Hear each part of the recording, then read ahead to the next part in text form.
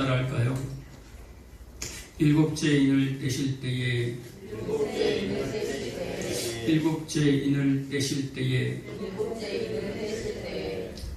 저희가 벌써 이제 일곱째 인까지 왔어요, 여러분.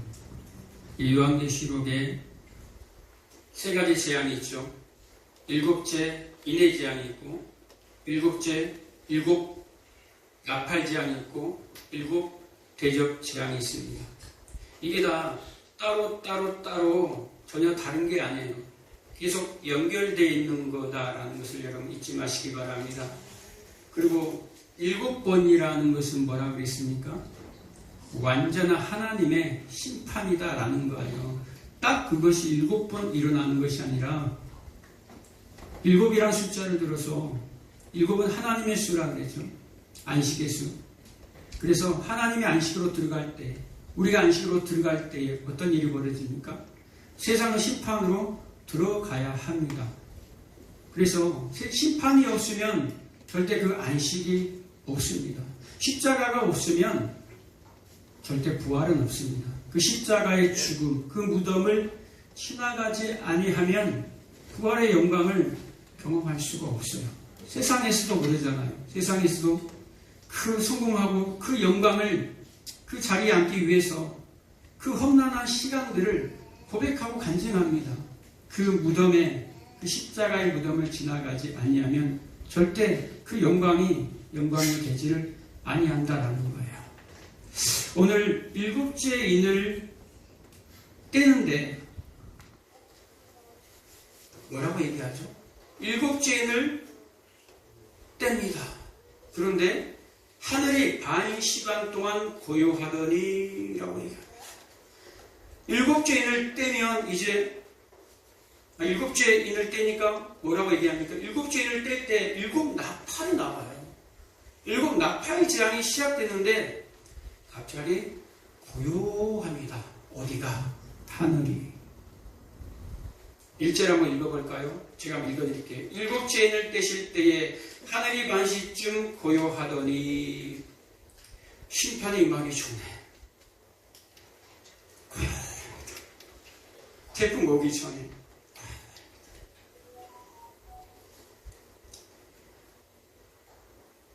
성경을 보면요,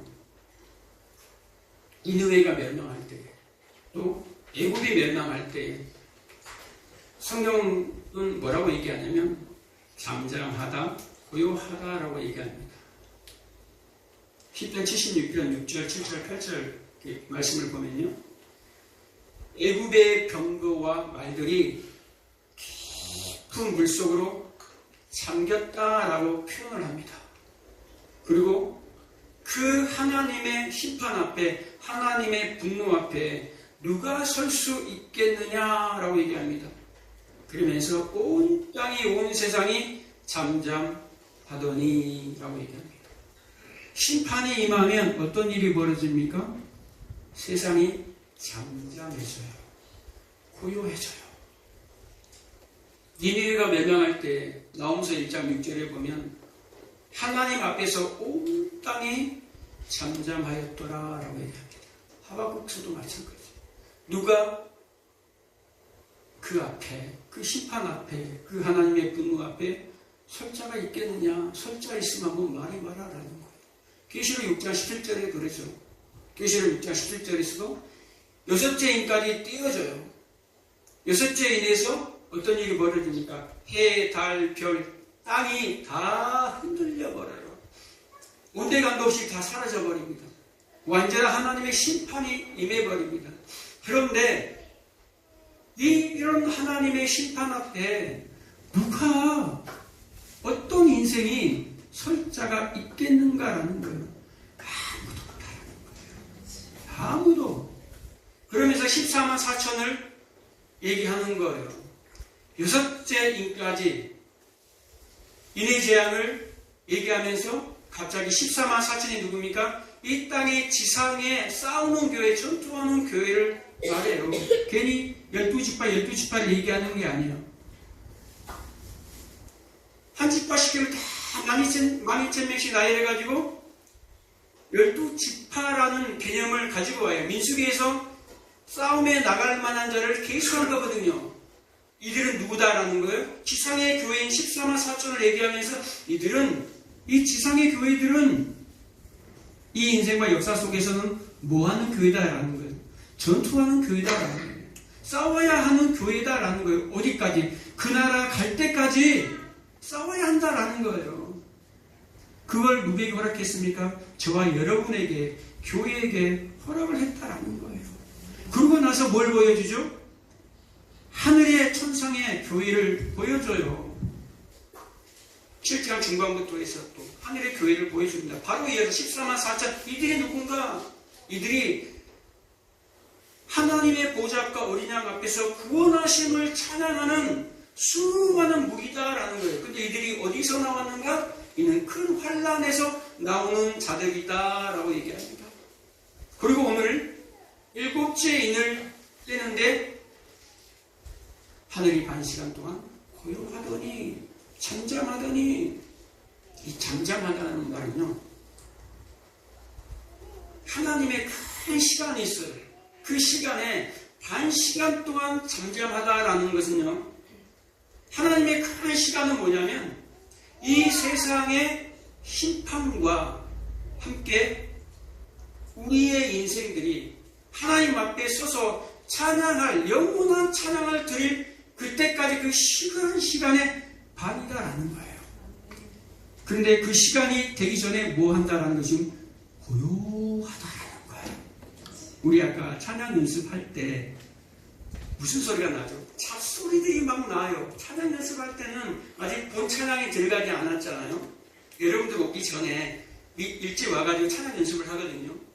찬양 연습을 할 때는 아이들의 소리, 자궁, 화장실 왔다 가는 소리, 잡다한 소리들이 들려요. 그런데 찬양 인도자가 나와서 우리 예배하기 위해서 기도합시다 라고 하면 갑자기 조용합니다. 그리고 이제 뭐가 들어가죠? 하나님 앞에 찬양이, 정말 아름답고 위대한 찬양이 올려지는 거예요. 우리의 인생도 마찬가지다라는 거예요. 지금 6가지 재앙까지, 지금 6가지 인의 재앙이 완전히 하나님의 심판으로 지금 끝나버렸어요. 이 세상이. 그리고 쭉 하더니 하면서 뭐라고 얘기합니까?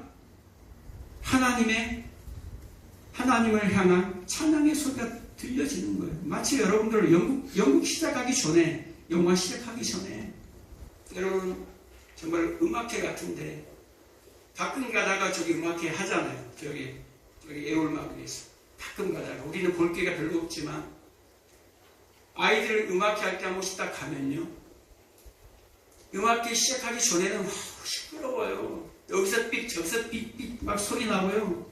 그런데 본 음악이 시작할 때는요, 연주회가 시작할 때는요, 고요해요. 곧 이어서 어떤 일이 벌어진다라는 거예요. 여러분, 하늘이 열립니다. 저는 금방 좀 전에 찬양하다가 이 지상의 교회에서 저 완료된 천상의 교회로 그냥 올라가고 싶은 그런 충동이 일어나더라고요. 자, 이대로 그냥 가버렸으면 좋겠어요. 그냥 영원히 그 보좌 앞에, 그 고요함을 뚫고 영원한 그 보좌 앞에 가서 여러분 찬양하기를 여러분 소망하시기 바랍니다. 갈망하시기 바랍니다. 그리고 이어서 어떤 일이 벌어집니까? 이제 7째 인을 뗄 때에 7째 나팔을 또 보여줘요. 그러면서 7 나팔의 재앙이 6절부터 이제 첫째 나팔, 둘째 나팔, 셋째 나팔 계속해서 나오거든요. 그런데 나팔이 불려지기 전에, 나팔 재앙이 시작하기 전에 무슨 내용이 나옵니까? 3절, 4절, 5절에 오늘 본문에 읽었던 기도의 내용이 나옵니다. 성도들의 기도. 성도들의 기도를 왜 여기서 갑자기 끼워넣지? 라는 거예요. 여러분 요한계시록을 보면 1장은 서론이고 2장과 3장이 지상의 7 교회에 대해서 나왔죠. 그리고 4장과 5장에 그들이 올라가서 예배하는, 찬양하는 천상의 예배가 나옵니다. 그리고 6장에 7 인의 재앙이 나와요.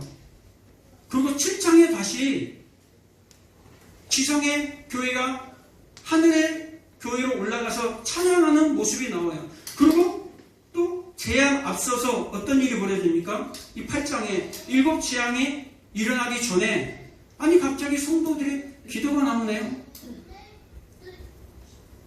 5장에서도 마찬가지 기도가 나왔어요.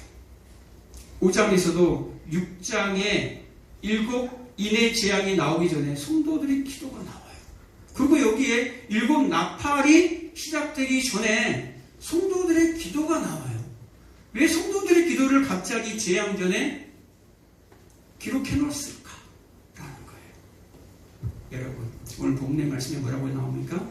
성도들의 모든 기도가 향이 되어서 하나님 보좌 앞으로 천사의 손에 의해서 올라간다라는 거예요. 여기서 천사가 나오는데 여기서 천사는 예수 그리스도를 상징하는 예수 그리스도의 사역, 예수 그리스도의 일을, 예수 그리스도의 그 중보 기도의 그 사역을 지금 상징하고 있는 거예요.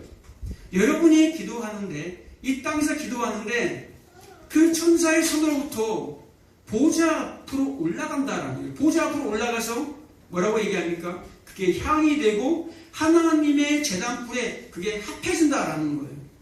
그리고 그 제단불이 지상으로 부어지면 그게 뭐가 된다라는 거예요?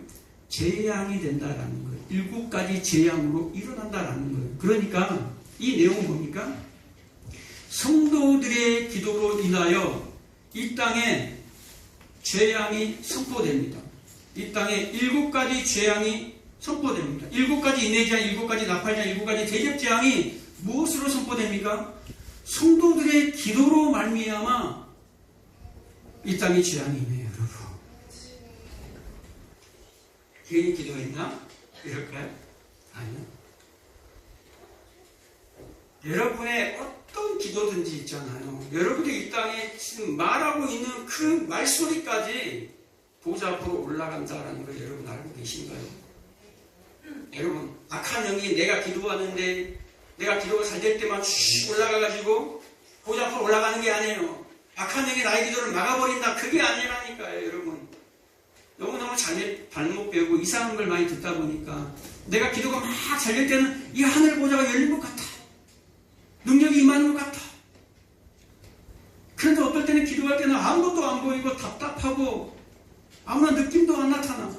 아예 사탄이 막고 있나? 잡념에 쌓였나? 아니에요, 여러분. 모든 성도의 기도들이 뭐가 아파요? 예수 그리스도의 그 중보 기도와 합해버려요, 여러분. 하늘과 땅, 하늘의 그 예수 그리스도와 땅에 우리 인생들이 합해져서 보좌 앞으로 올려진다라는 거예요, 여러분. 때론 여러분의 기도가 정말로 이기적인 기도를 할 때가 많지 않습니까, 여러분? 나라와 민족을 위해서 막 다른 사람의 영혼을 위해서 기도하는 것보다 세상과 버타다가 문제 생기면 그때 가져 나와가지고 기도할 때가 한두 번이야 말이에요. 그런데 그런 기도까지도 올라간다. 그런 기도까지도 올라가서 뭘로 돌아옵니까? 재앙으로 응답하는 기도로 올려진다는 사실이에요, 여러분. 그렇지 마시기 바랍니다. 여러분들이 잘못된 기도를 해서 재앙이 임하고 좋은 기도를 해서 뭐 어떤 축복이 임하는 게 아니에요. 이 마지막 때가 되면 100% 하나님께서 약속하신 이 재앙이 임해요.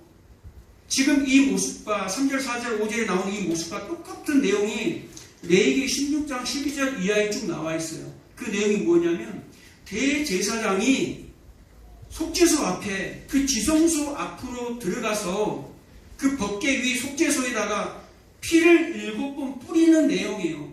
제단불을 가져가요. 그리고 대제사장은 그 안에서 지금 예배를 하고 하나님을 만나고 있지만 밖에서 밖에서 예배하는 자들은 뭐하고 있어요? 기도하고 있는 거예요. 그래서 밖에서 기도하는 그들의 기도가 대제사장의 그 기도와 함께 합해져서 제단불로 옮겨지는 거예요.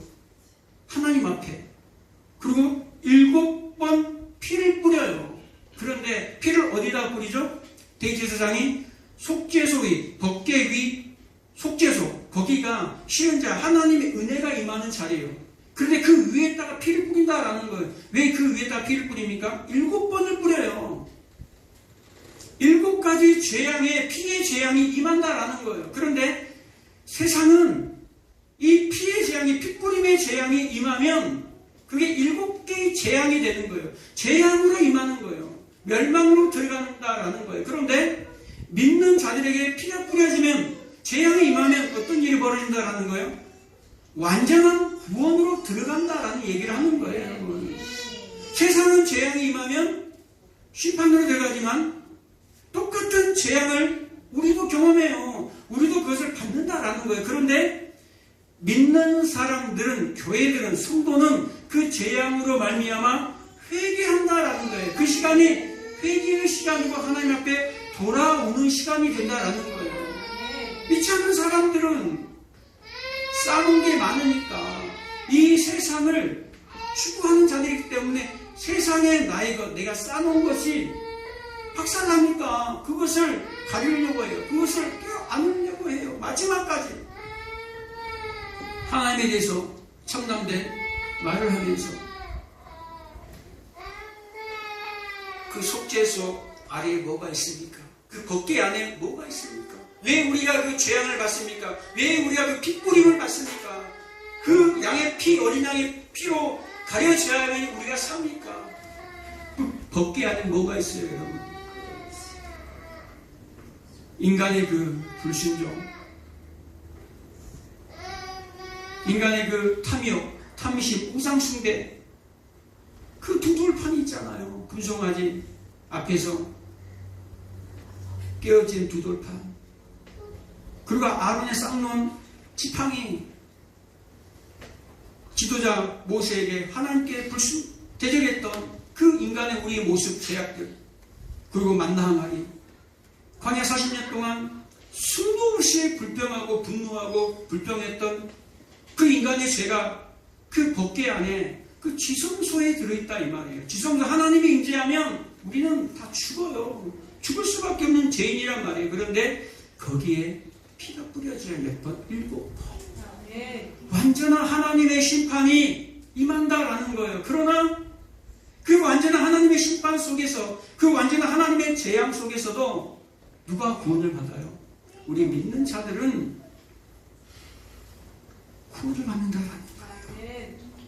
세상은 멸망으로 가지만 우리 믿는 자들은 회심으로 돌아온다라는 걸 여러분 잊지 마시기 바랍니다. 그래서 요한계시록 18장에 보면 어떤 일이 벌어집니까? 큰 힘센 천사가 맷돌을 바다 가운데 던져버립니다. 그리고 큰 섬 바벨론이 던져짐을 표현하는 거예요. 그러면서 결코 다시 이 바벨론이 보이지 않을 거야.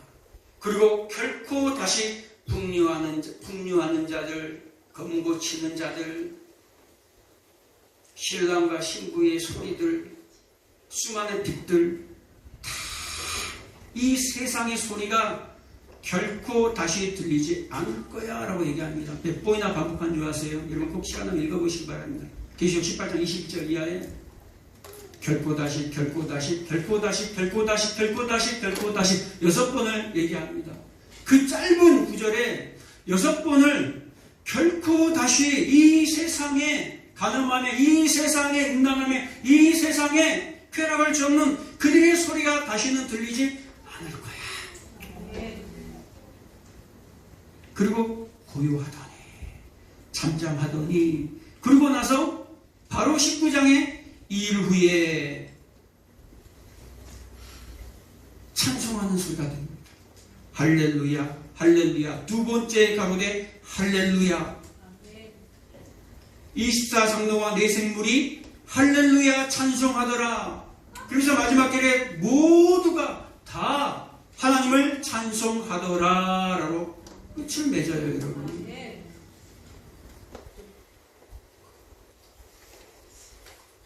여러분 이 땅을 추구하지 마시기 바랍니다. 여러분 땅에서 발을 계속해서 떼시기 바랍니다. 여러분들은요, 여러분들 부르신 것은요, 그리스도 예수의 좋은 군사로 여러분 불렀어요.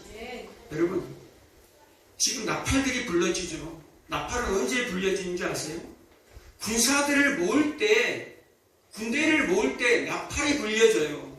그리고 진군할 때, 전진할 때 또 나팔이 불려져요. 그리고 언제 나팔이 불려집니까? 승리의 계가를 부를 때 나팔이 불려져요, 여러분. 세상은 이 나팔이 불려지면 그들은 완전한 심판으로 들어갑니다. 그런데 군대로 불려지는 군사로 부르심을 받은 여러분들은 이 지상에서 잠깐 싸워야 하지만, 견뎌내야 하지만 이기는 싸움을 하는 거예요.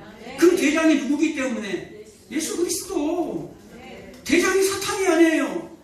대장이 여러분 예수 그리스도라니까요. 이미 십자가에서 승리한 그분이 여러분의 대장이에요. 그러니까 완벽한 승리로 들어갈 지금 군사들을 모집하고 있다라는 거예요, 여러분. 완전한 이게 승리할 것인가 말 것인가 이게 아니라 완전한 승리를 하신 그 예수 그리스도가 대장이 되셔서 여러분들을 군대로 부르시고 그 부르심 받은 자들을 영원한 그 보좌 앞으로 끌고 가시는 그 사역이 예수 그리스도 사역임을 여러분 잊지 마시기 바랍니다. 근데 여러분 뭘 두려워하겠습니까? 재앙이 임할 때 우리는 뭐 하지 말라라는 거예요? 두려워하지 말라라는 거예요. 재앙이 임할 때 그게 너희들이 한 기도의 응답이야 라는 거예요. 그 재앙이 올 때 하나님 나를 거룩하게 지어가시는 훈련의 시간이 시작되었군요. 그냥 그렇게 받아들이면 된다라는 거예요. 그 재앙의 시간에 왜 나에게 이런 일이 벌어져? 세상 사람들처럼 원망하고 분노하고 불평하는 것이 아니라 그 재앙이 임할 때 하나님 나를 거룩한 하나님의 자녀로 영원한 그 하나님만을 찬양하는 그 완료된 천상의 교회로 하나님 나를 불러주시면 감사합니다. 한 걸음 한 걸음 강하고 담대하게 걸어갈 수 있도록 하나님 도와주옵소서. 이렇게 기도하면서 여러분 나아가시기 바랍니다. 한번 서로에게 한번 인사할까요? 여러분은 천상의 교회입니다. 예수 그리스도의 좋은 군사입니다. 전쟁할 준비 됐습니까? 이기는 전쟁할 준비가 돼 있습니까? 우리 끝까지 우리 살아남아서 내가 살아남는 게 아니에요. 하나님께서 예수 그리스도께서 끝까지 여러분을 붙잡고 아까 찬양 가운데도 보이지 않잖아요. 안 보여요. 사망의 음침한 골짜기 같아요. 그런데 그곳에서 안위하신다라는 거예요. 덮어버린다라는 거예요. 여러분이 어떤 기도를 드린다 할지라도 예수 그리스도의 중보 기도로 그걸 덮어버려요. 덮어서 보좌 앞으로 올라가니까 여러분 그냥 어린아이 같은 기도다 할지라도 여러분 그냥 기도함으로 나아가시기 바랍니다. 그러다 보면 예수의 기도를 닮아가요, 여러분. 왜 우리가 마지막에 예수의 이름으로 기도합니까? 예수님의 기도와 합해져서 보좌에 올라가기 때문에 마지막에 나의 그 하찮은 기도가, 이기적인 기도가 예수님의 기도가 되는 거예요. 그래서 우리가 예수님의 이름으로 기도합니다라고 기도하는 거예요. 예수님의 이름으로 기도한다라는 것은 예수님의 마음으로 기도한다라는 거예요. 처음에는 내 멋대로 되기를 구했지만 시간이 지나면 그 보좌 앞에 가면 갈수록 깊이 들어가면 들어갈수록 내 기도가 바뀌어가는 걸 보게 될 거예요. 내 원대로 마음시고 아버지의 원대로 아버지의 뜻대로 되기를 원합니다. 신중하며 나아가기를 원합니다. 넓은 길로 있지만 여러분 좁은 길로 걸어가는 순교자의 삶을 사는 저와 여러분 되시기를 예수님의 이름으로 축복합니다. 기도하겠습니다. 좋으신 아버지 하나님 감사합니다.